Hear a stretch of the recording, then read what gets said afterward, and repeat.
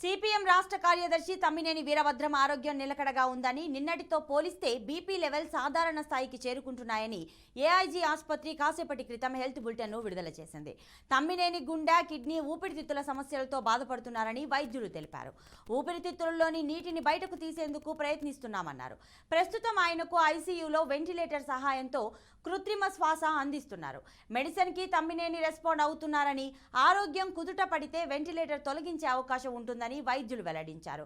Doctor Somaraju, doctor డిఎన్ కుమార్ల పర్యవేక్షణలో critical care విభాగాలకు చెందిన నిపుణులు, కార్డియాలజిస్టులు, ఎలక్ట్రో ఫిజియోలాజిస్టులు, నెఫ్రాలజిస్టులు, పల్మనాలజిస్టులతో కూడిన వైద్య బృందం చికిత్స అందిస్తోంది అని ఏఐజీ ఆసుపత్రి పేర్కొంది. సిపిఎం రాష్ట్ర కార్యదర్శి వర్గ సభ్యులతో పాటు పలువురు రాష్ట్ర కమిటీ సభ్యులు ఆసుపత్రికి చేరుకొని పరిస్థితులను సమీక్షిస్తున్నారు.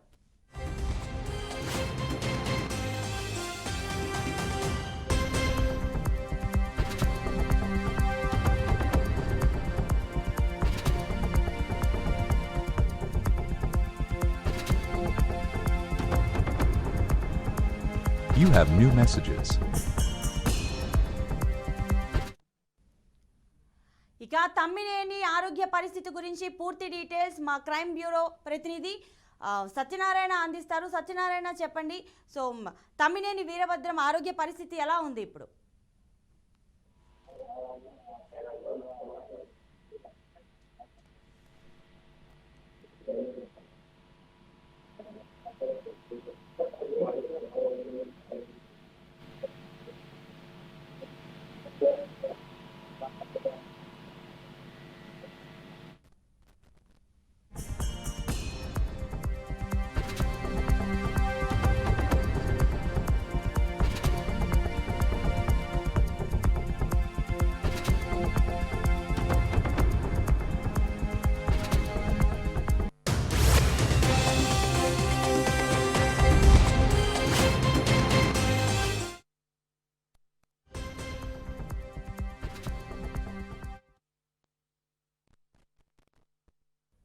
సిపిఎం రాష్ట్ర కార్యదర్శి తమ్మినేని వీరభద్రం ఆరోగ్యం నిలకడగా ఉందని, నిన్నటితో పోలిస్తే బీపీ లెవెల్ సాధారణ స్థాయికి చేరుకుంటున్నాయని ఏఐజీ ఆసుపత్రి కాసేపటి క్రితం హెల్త్ బులెటిన్ను విడుదల చేసింది.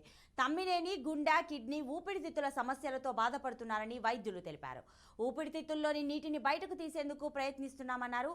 ప్రస్తుతం ఆయనకు ఐసీయూలో వెంటిలేటర్ సహాయంతో కృత్రిమ శ్వాస అందిస్తున్నారు. మెడిసిన్కి తమ్మినేని రెస్పాండ్ అవుతున్నారని, ఆరోగ్యం కుదుట పడితే వెంటిలేటర్ తొలగించే అవకాశం ఉంటుందని వైద్యులు వెల్లడించారు. డాక్టర్ సోమరాజు, డాక్టర్ డిఎన్ కుమార్ల పర్యవేక్షణలో క్రిటికల్ కేర్ విభాగాలకు చెందిన నిపుణులు, కార్డియాలజిస్టులు, ఎలక్ట్రో ఫిజియాలజిస్టులు, నెఫ్రాలజిస్టులు, పల్మనాలజిస్టులతో కూడిన వైద్య బృందం చికిత్స అందిస్తోంది అని ఏఐజీ ఆసుపత్రి పేర్కొంది.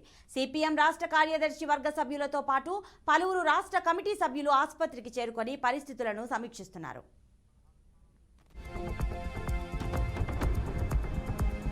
ఇక ఇదే అంశానికి సంబంధించిన పూర్తి సమాచారం మా క్రైమ్ బ్యూరో చీఫ్ సత్యనారాయణ అందిస్తారు. సత్యనారాయణ, చెప్పండి. తమ్మినేని వీరభద్రం ఆరోగ్య పరిస్థితి ఎలా ఉంది? సో ఆయన మెడిసిన్కి రెస్పాండ్ అవుతోందా బాడీ అనేది? ప్రతిభ, తమ్మినేని వీరభద్రంకి చికిత్స కొనసాగుతుందని చెప్పేసి వైద్యులు నిర్ధారించారు. కొద్దిసేపటి క్రితమే ఆయన ఆరోగ్య పరిస్థితి మీద హెల్త్ బులెటిన్ రిలీజ్ చేయడం జరిగింది. ప్రస్తుతం ఆయనకి ఐసీయూలో వెంటిలేటర్ మీద చికిత్స కొనసాగుతుందని చెప్పేసి వైద్యులు స్పష్టం చేశారు. ఆయన గుండె, కిడ్నీ, ఊపిరితిత్తుల సమస్యతో బాధపడుతున్నారు. నిన్నటి కన్నా బీపీ లెవెల్స్ మెరుగాయి. ఊపిరితిత్తుల్లో నీరు తొలగిస్తున్నామని చెప్పేసి వైద్యులు స్పష్టం చేయడం జరిగింది. సో వెంటిలేటర్ నుంచి కనుక తొలగిస్తే మాత్రం ఆయన పరిస్థితి మెరుగుపడే అవకాశం ఉంటుంది.